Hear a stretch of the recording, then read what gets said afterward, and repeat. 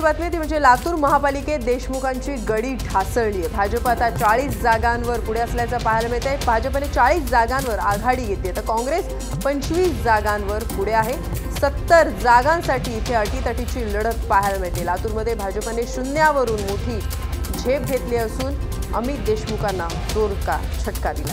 लातूर महापालिकेत देशमुखांची गडी पूर्णतः ढासळल्याचं पाहायला मिळतंय। भाजपने 40 जागांवर आघाडी घेतली आहे, मात्र 70 जागांच्या लातूर महापालिकेत आपण बघतोय की काँग्रेसचा पार धुव्वा उडालेला आहे। लातूरमध्ये देशमुखांची गडी ढासळली। भाजपने 40 जागांवर आघाडी घेतली आहे तर काँग्रेस 25 जागांवर पुढे असल्याचं पाहायला मिळतं। इथे अमित देशमुखांना जोरात धक्का बसलेला आहे। महापालिकेच्या महासंग्रामात लातूर महापालिकेच्या निवडणुकीत आपण बघतोय की भाजप आता 40 जागांवर आघाडीवर आहे तर काँग्रेस 25 जागांवर पुढे।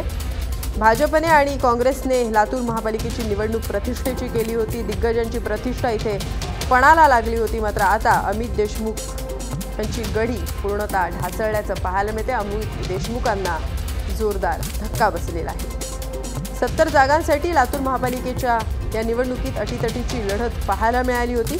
दरम्यान लातूरमध्ये भाजपने शून्यावरून मोठी झेप घेतल्याचं पाहायला मिळते। अधिक माहिती जाणून घेऊया आमचे रिपोर्टर विष्णू बुर्गे यांच्याकडून। विष्णू, आपण बघतोय की आता लातूर महापालिकेत अमित देशमुखांना मोठा धक्का बसलेला आहे। भाजपने मात्र शून्यावरून मोठी झेप घेतली आहे। अधिक काय माहिती आहे? निश्चित लातूरमध्ये हा विजय हा भाजपाचा विजयाकडे आता घोडदौड सुरू झालेली आहे। आघाडीवर आहेत 40 उमेदवार, यामध्ये काही आता जिंकतीलही, ते निकाल आपल्या हाती येतील। मात्र लातूर जिल्ह्याचं एकंदरीत जर पाहिलं तर काँग्रेसची या ठिकाणी सत्ता होती आणि या सत्ता टिकवण्याचं त्यांच्यापुढे आव्हान होतं। मोठी ताकद काँग्रेसनं लावली होती। अमित देशमुख यांनी मोठ्या प्रमाणावर प्रचार यंत्रणा राबवली होती, प्रचार केला। मात्र आता कुठं ना कुठं भाजप या ठिकाणी 40 जागांवर आघाडीवर आहे आणि विजयाकडे आता घोडदौड सुरू झालेली आहे। एकूणच भाजपमध्ये आता 0 to hero ही संकल्पनेतून भाजप आलं होतं, त्या पद्धतीनं आता 0 to होण्याकडे त्यांनी वाटचाल सुरुवात केलेली आहे। काँग्रेसला मोठा धक्का पहिल्यापासून लागलेला, नगर परिषदामध्ये या ठिकाणी हार पत्करावी लागली होती। त्यानंतर झडपी म्हणजे जिल्हा परिषदेमध्ये पंचायत समितीमध्ये हार पत्करावी लागली होती आणि त्यानंतर आता हा मोठा पराभव या ठिकाणी त्यांना स्वीकारावा लागतोय। एकूणच संभाजी पाटील निलंगेकरांनी काँग्रेस मुक्त लातूर करण्याचा जो संकल्प केला होता, कार्यकर्त्यांनी त्या पद्धतीनं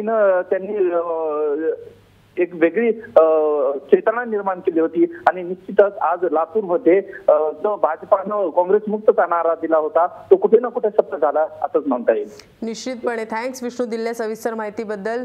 0 to hero अशी भाजपने आता शून्यावरून मोठी झेप घेतल्याचं आपल्याला पाहायला मिळते। दरम्यान काँग्रेस मुक्त लातूरसाठी संभाजी पाटील निलंगेकर यांनी प्रयत्न केले होते आणि त्याच प्रयत्नांवर ते यशस्वी ठरताना सुद्धा पाहायला मिळतात, कारण आता लातूर महापालिकेत भाजपने 40 जागांवर आघाडी घेतली आहे तर काँग्रेस 25 जागांवर पुढे असल्याचं पाहायला मिळते। अमित देशमुखांची गडी पूर्णतः ढासळल्याचं चित्र पाहायला मिळते।